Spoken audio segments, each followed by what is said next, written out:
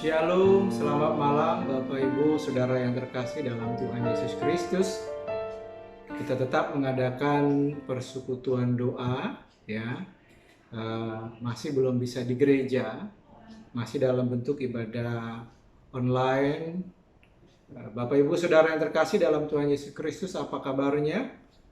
Tentunya selalu yang menjadi harapan saya adalah Bapak Ibu Saudara sekalian dalam keadaan yang sehat, baik sehat secara imun, dan yang paling utama tetap sehat di dalam iman, tetap memiliki hati yang setia dan mengasihi Tuhan.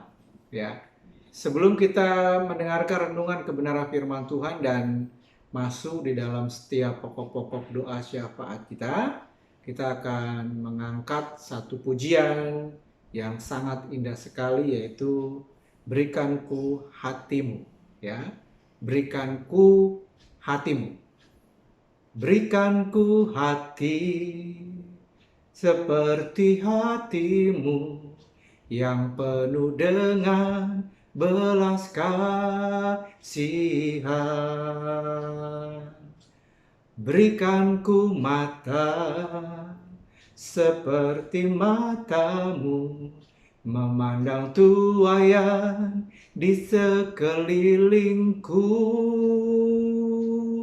Berikanku tanganmu untuk melakukan tugasmu. Berikanku kakimu melangkah dalam rencanamu. Berikanku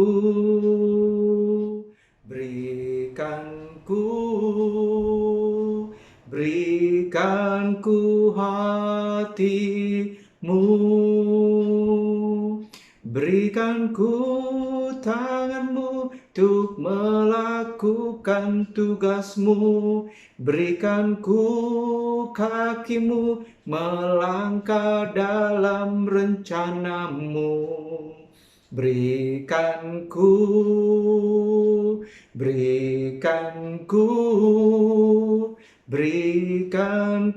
hatimu. Mari Bapak Ibu, Saudara yang terkasih dalam Tuhan Yesus Kristus, kita tundukkan kepala dan kita satu di dalam doa. Terima kasih Tuhan, kami bersyukur. Sebentar kami akan mendengarkan renungan firman-Mu. Berkati setiap umat-Mu yang mendengar maupun hamba-Mu yang akan menyampaikan kebenaran firman Tuhan. Kami siapkan hati kami, di dalam nama Tuhan Yesus kami telah berdoa dan mengucap syukur kepadamu. Amin. Bapak Ibu Saudara yang terkasih dalam Tuhan Yesus Kristus, renungan firman Tuhan masih berkaitan tentang diakonia ya, karena sepanjang bulan ini tema-tema khotbah itu berkaitan tentang diakonia ya. Malam hari ini kebenaran firman Tuhan diambil di dalam Keluaran pasal yang ke-22 ayat yang ke-21 sampai dengan yang ke-27. Saya akan bacakan untuk Bapak Ibu Saudara sekalian ya, dan Bapak Ibu bisa dengar dan membuka Alkitab di rumah ya. Peraturan tentang orang-orang yang tidak mampu. Janganlah kau tindas atau kau tekan seorang orang asing, sebab kamu pun dahulu adalah orang asing di tanah Mesir. Seseorang janda atau anak yatim janganlah kamu tindas. Jika engkau memang menindas mereka ini, tentulah aku akan mendengarkan seruan mereka. Jika mereka berseru-seru kepadaku dengan nyaring, maka murkaku akan bangkit dan aku akan membunuh kamu dengan pedang, sehingga istri-istrimu menjadi janda dan anak-anakmu menjadi yatim. Jika engkau meminjamkan uang kepada salah seorang dari umatku, orang yang miskin di antaramu, maka janganlah engkau berlaku sebagai seorang penagih hutang terhadap dia. Janganlah kamu bebankan bunga uang kepadanya. Jika engkau sampai mengambil jubah temanmu sebagai gadai, maka haruslah engkau mengembalikannya kepadanya sebelum matahari terbenam. Sebab hanya itu saja penutup tubuhnya. Itulah pemalut kulitnya. pakai apakah ia pergi tidur? Maka apabila ia berseru-seru kepadaku, aku akan mendengarkannya, sebab aku ini pengasih. Bapak Ibu Saudara yang terkasih dalam Tuhan Yesus Kristus, temanya adalah kepedulian Allah kepada orang-orang yang tidak mampu. Ya, sekali lagi temanya adalah kepedulian Allah kepada orang-orang yang tidak mampu. Dan biarlah ini juga ada di dalam hati kita. Kita adalah orang-orang yang juga peduli terhadap orang-orang yang tidak mampu. Bapak Ibu Saudara yang terkasih dalam Tuhan Yesus Kristus, Keluaran sebelumnya yaitu pasal yang ke-20 ayat 1 sampai dengan yang ke-19 berbicara tentang hukum Taurat. Ya, Tuhan memberikan ke-10 hukum Taurat kepada Musa di Gunung Sinai. Dan ke-10 hukum Taurat yang diberikan kepada Musa itu harus disampaikan kepada seluruh orang Israel. Ya, ini adalah hukum yang harus ditaati. Ini adalah hukum yang harus betul-betul dilakukan oleh setiap orang Israel, saudara.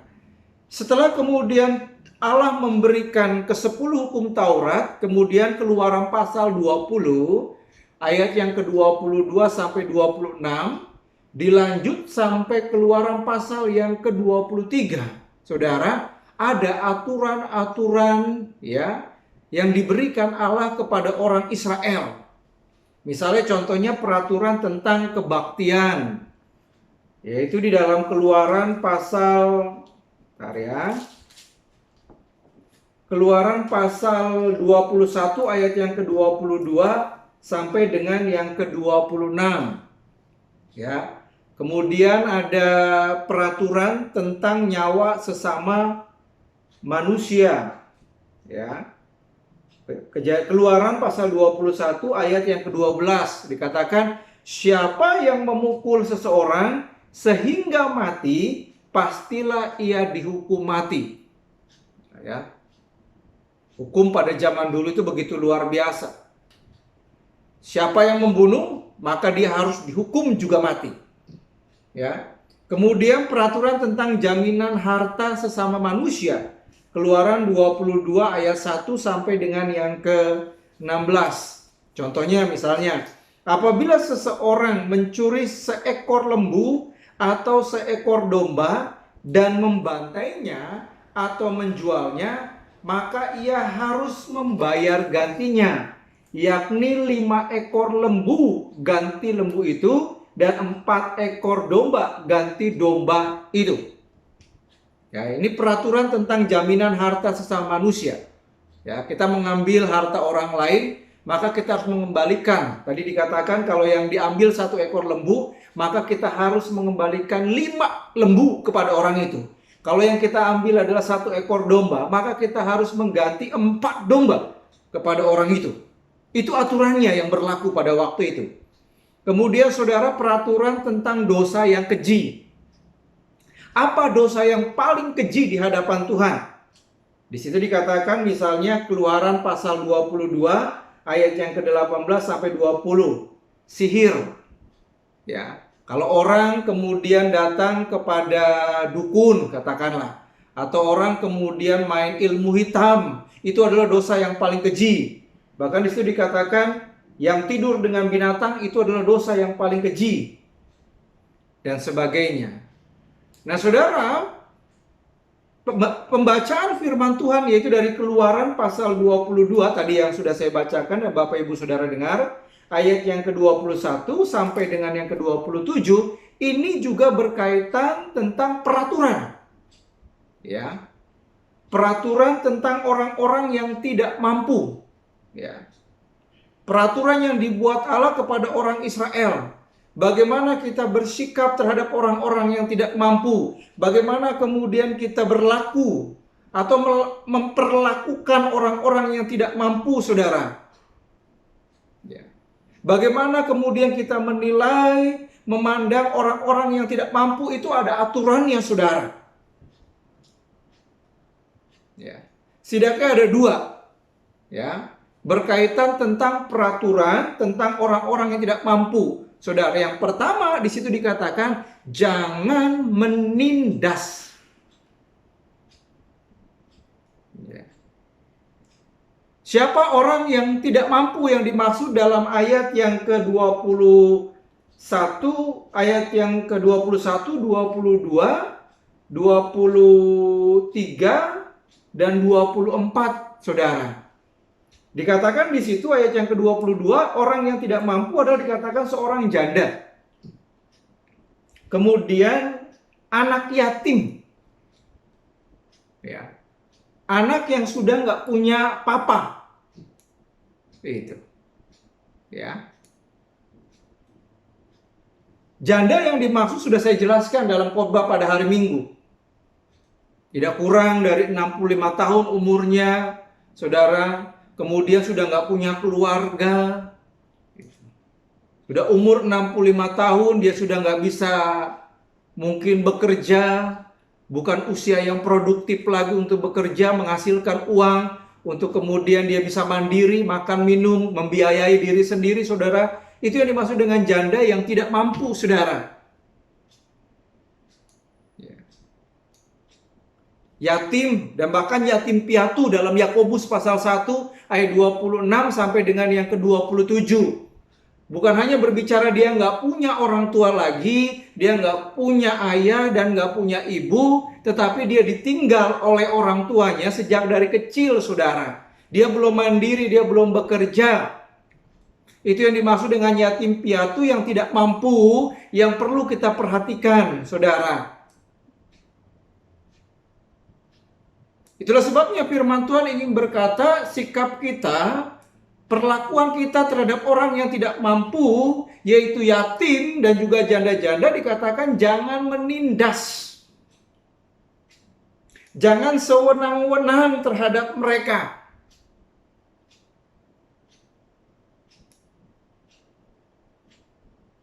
Saudara, pada zaman dulu, janda dan yatim mungkin dianggap sebelah mata. Dianggap sebagai warga negara kelas 2, saudara.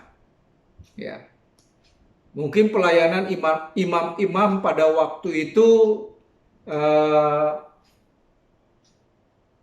tidak benar, saudara. Yang dilayani hanya orang-orang yang deheb, orang-orang yang kaya saja. Tetapi kemudian janda-janda dan kemudian anak-anak yatim piatu tidak diperhatikan. Dinomorduakan dalam pelayanan pada waktu itu, saudara. Sehingga kemudian Allah harus membuat peraturan yang begitu luar biasa kepada orang Israel. Jangan macam-macam terhadap janda dan kemudian anak-anak yatim piatu. Bahkan dengan tegas Allah mengatakan, aku ada di pihak mereka. Ya, kalau kemudian kita menindas janda dan kemudian menindas yatim piatu, kalau kita memperlakukan mereka sewenang-wenang, saudara, itu artinya sebenarnya kita berhadapan dengan Allah. Itu artinya kita sedang berhadapan secara langsung dengan Allah, saudara. Terhadap orang-orang yang seperti itu, saudara, dikatakan jelas Allah ada di pihak mereka. Allah ada di pihak janda-janda dan kemudian yatim piatu, dan bahkan Allah akan menjadi pembela mereka terhadap orang-orang yang menindas mereka. Di situ dikatakan, saudara, di dalam ayat yang ke-23, jika engkau memang menindas mereka, tentulah aku mendengarkan seruan mereka. Jika engkau, saudara, dikatakan jika ada orang Israel yang menindas janda, yang menindas kemudian yatim piatu, saudara, dan kemudian sampai mereka berseru kepada Allah, dikatakan jelas bahwa seruan mereka sampai kepada Allah dan Allah mendengar seruan mereka. Dan bahkan ketika mereka berseru dengan nyaring, saudara, karena hidup mereka ditindas, saudara, Tuhan akan mendengarkan seruan mereka. Bahkan ayat yang ke-24, saudara, di situ dikatakan, maka murkaku akan bangkit dan aku akan membunuh kamu dengan pedang, sehingga istri-istrimu menjadi janda dan anak-anakmu menjadi yatim. Saudara, lihat, bagi orang-orang Israel yang menindas janda dan anak yatim, Saudara, dikatakan Allah ada di pihak mereka, bahkan Allah akan menjadi pembela mereka. Saudara, di situ bahkan dikatakan dalam ayat yang ke-24, saudara, bagi orang-orang yang menindas mereka dikatakan Allah murka. Bahkan bangkit. Dan luar biasa, saudara, di situ dikatakan, aku akan membunuh orang-orang yang menindas janda dan anak-anak yatim, saudara, ya, supaya dikatakan istri-istrimu menjadi janda dan anak-anakmu kemudian menjadi yatim, supaya mereka merasakan nasib yang sama seperti janda-janda dan yatim yang ditindas oleh mereka.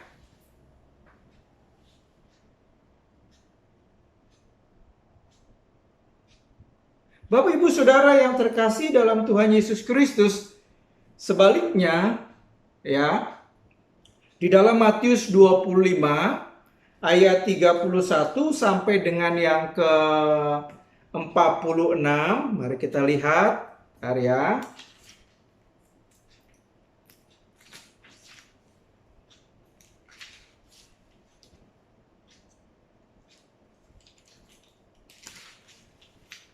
Matius 25 ayat 31 sampai 46 ini berkaitan tentang penghakiman terakhir, ya.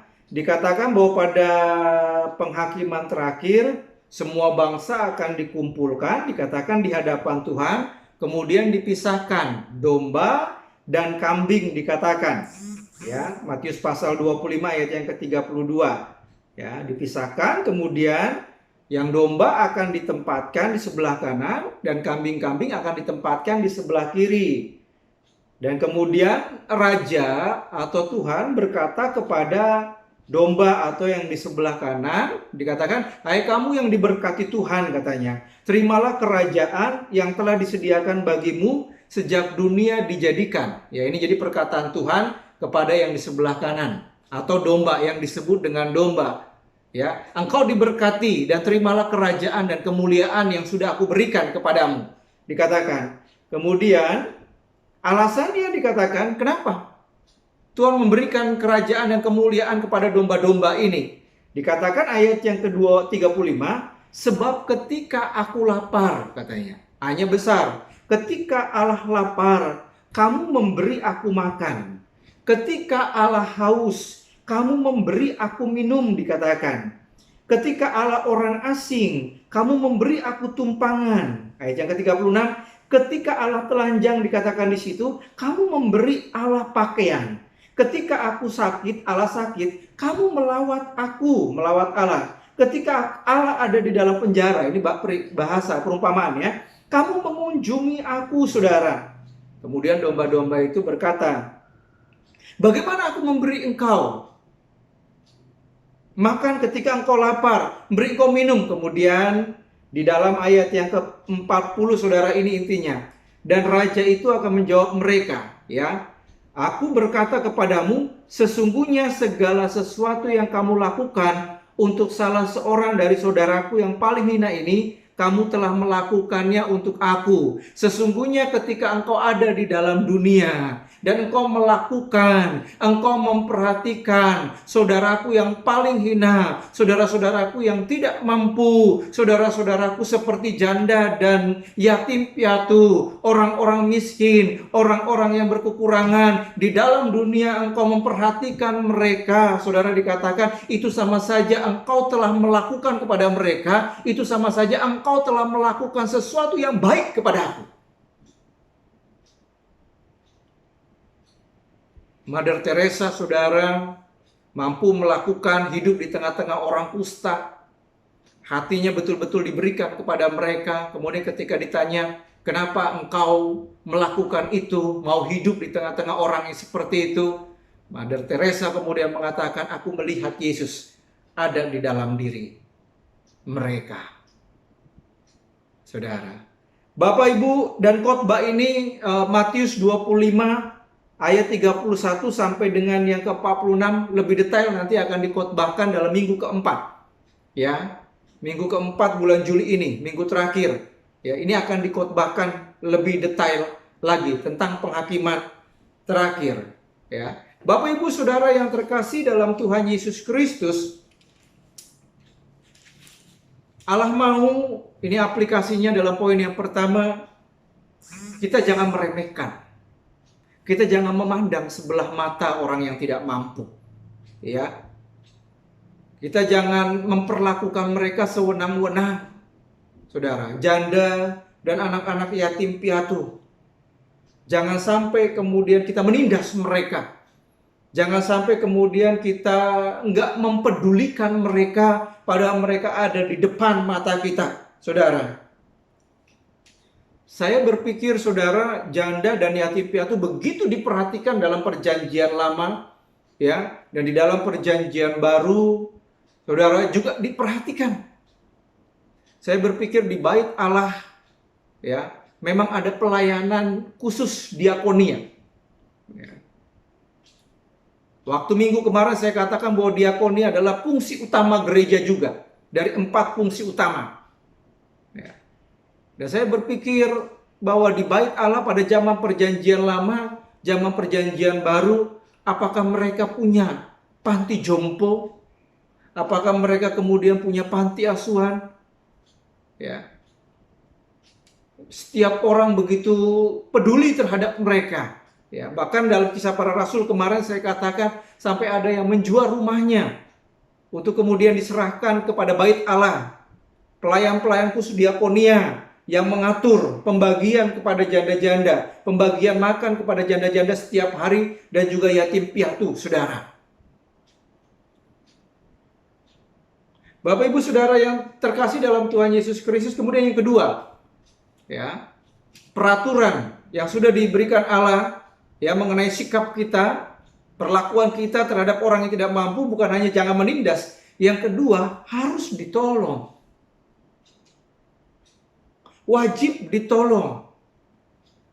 Ya. Ayat yang ke-25 sampai dengan yang ke-26, orang yang tidak mampu di situ dikatakan adalah orang yang miskin.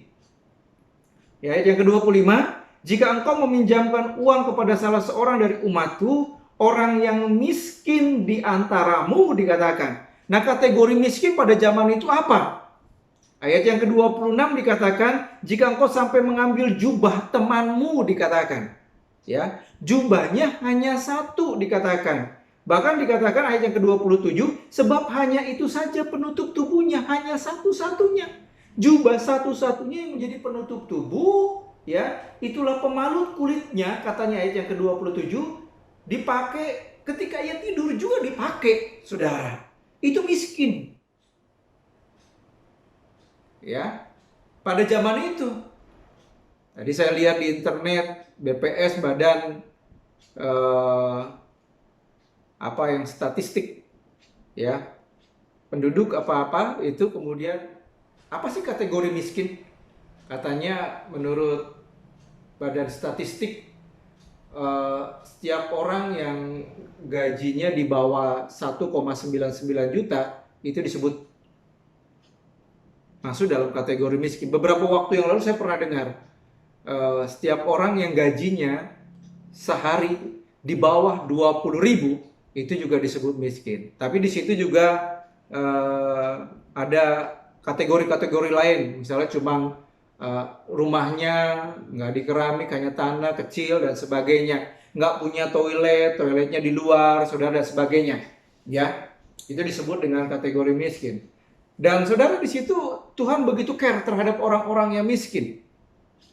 Bahkan di situ dikatakan ayat yang ke-25, jika engkau meminjamkan uang kepada salah seorang dari umatku. Ya. Umatku artinya orang-orang miskin yang percaya kepada Tuhan. Ya. Memang saudara, kalau kita bandingkan di dalam Galatia 6 ayat 9 sampai dengan yang ke-10, jelas Tuhan berkata, jangan jemu-jemu berbuat baik. Ya. Tetapi ayat yang ke-10 dikatakan terutama kepada saudara seiman dulu, baru kepada orang lain.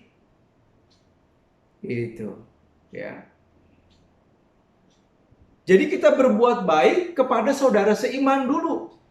Mungkin kita kalau konteksnya zaman sekarang, kita berbuat baik, memperdulikan, ya, Orang yang tidak mampu dikatakan janda, yatim piatu, kemudian orang miskin, umatku. Artinya saudara seiman kita dulu. Mungkin konteksnya yang satu gereja dulu.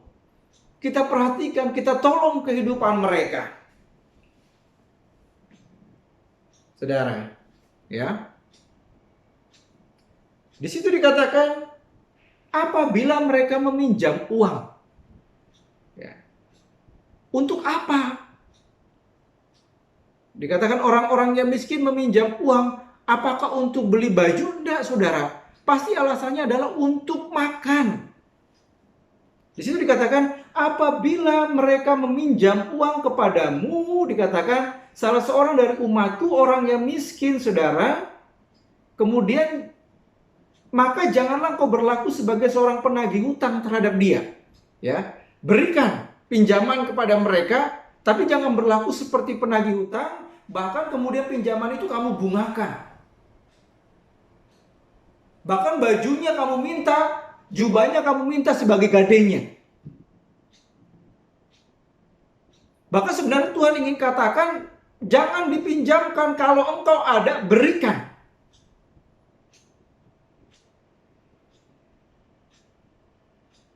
Ya. Makan dan minum kepada mereka. Ya. Bapak Ibu Saudara yang terkasih dalam Tuhan Yesus, Allah begitu peduli terhadap orang-orang yang tidak mampu sampai dibuat peraturan khusus. Dan ini harus diberitahukan kepada semua orang Israel. Jangan sewenang-wenang, jangan menindas mereka, saudara. Aku ada di pihak mereka. Aku akan menjadi pembela mereka. Aku sangat peduli kepada mereka. Dan seharusnya dikatakan kepada setiap orang Israel, mereka juga peduli kepada mereka. Dan membantu kesulitan hidup mereka. Ya, makanya di bait Allah, saudara, jelas ini adalah pelayanan yang harus diperhatikan oleh bait Allah. Dan juga kalau konteksnya zaman sekarang, ini adalah pelayanan diakonia yang sungguh-sungguh harus diperhatikan oleh gereja. Kalau tidak menjalankan ini, berarti gereja tidak berfungsi sebagai gereja.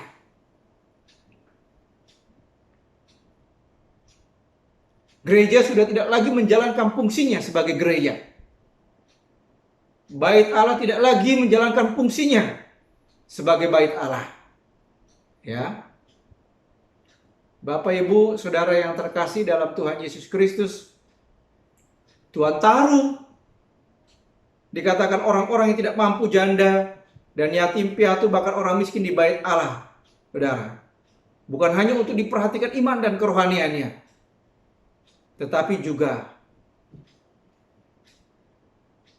kebutuhan hidup mereka menjadi tanggung jawab dari bait Allah dan juga gereja pada masa kini. Dan inilah yang seringkali pelayanan yang diabaikan oleh gereja, ya. Nah, Bapak Ibu Saudara yang terkasih dalam Tuhan Yesus Kristus, kesimpulannya bagi kita, saudara, sikap seperti ini juga harus dipelihara bagi umat Tuhan zaman sekarang, bagi Bapak Ibu Saudara sekalian, ya.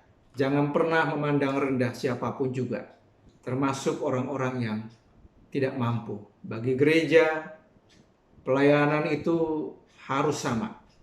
Siapapun juga harus mendapatkan pelayanan yang sama. Yang kaya, yang miskin, tetap harus mendapatkan pelayanan yang sama dan perhatian yang sama. Ya. Bahkan Tuhan mengatakan mereka juga yang sangat justru diperhatikan oleh gereja. Ya. Bapak Ibu, Tuhan peduli bukan hanya iman dan rohani setiap umatnya, tapi Tuhan peduli juga terhadap kehidupan mereka sehari-hari.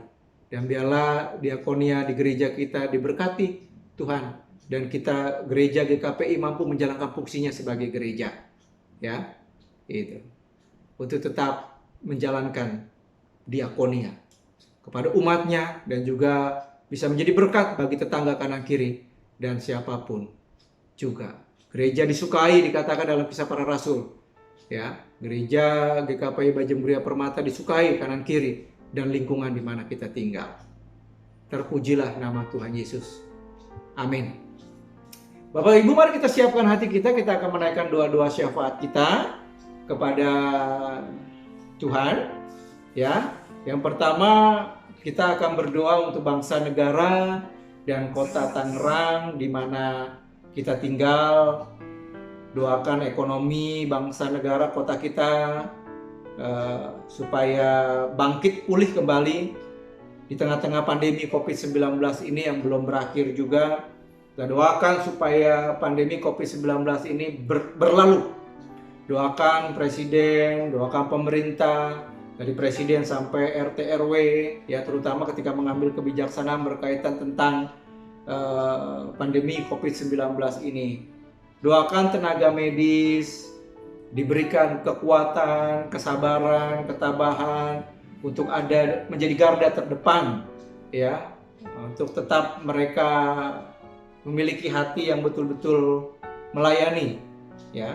Berdoa untuk keperluan APD, berdoa untuk masker, obat-obatan, dan berdoa supaya cepat kemudian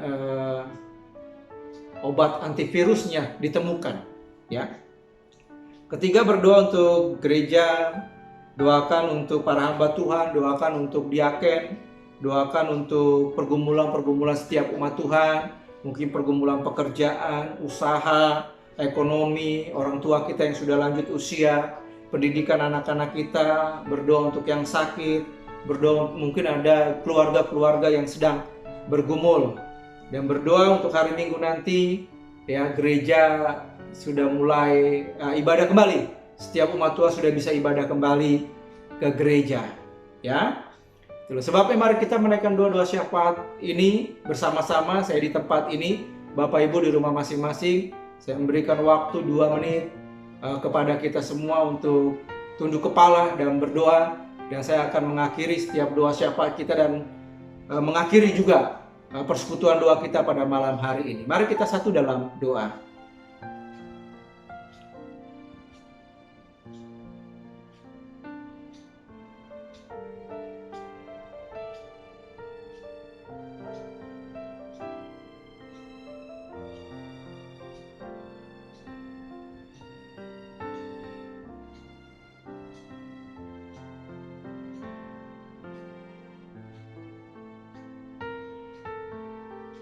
Terima kasih Tuhan, kami bersyukur setiap umat-Mu sudah menaikkan doa syafaat.